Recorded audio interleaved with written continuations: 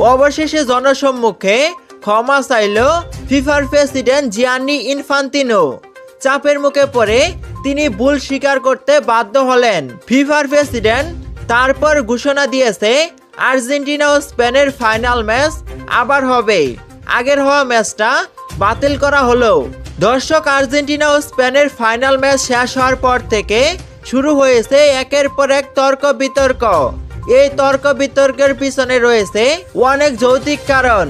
আর্জেন্টিনাকে ইচ্ছাকৃতভাবে হারানো হয়েছে এমনটাই মনে করছে কোটি কোটি আর্জেন্টিনা সমর্থকরা।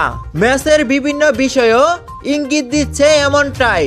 কোচ স্কালোনির অস্বাভাবিক পরিবর্তন, দুইজন প্লেয়ারের ইনজুরি, রেফারির ফাউল ও লাল কার্ড, লাউতারো মার্টিনেজ বা মেসির পরিবারের সদস্যদের স্টেডিয়ামে খুঁজে না পাওয়া, এই সব কিছুই ইঙ্গিত দেয় এটি একটি পরিকল্পিত ম্যাচ ছিল।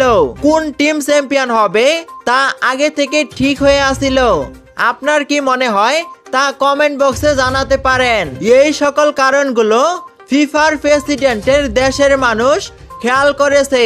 তার দেশের সকল জনগণের চাপের মুখে পড়ে জিয়ান্নি ইনফান্তিনো স্বীকার করতে বাধ্য হয় মেসিদের সাথে অন্যায় করা হয়েছে এবং তিনি বলে মেসির বিদায়ের আগে আরো একটি খেলা হবে এই দুই দেশের মধ্যে।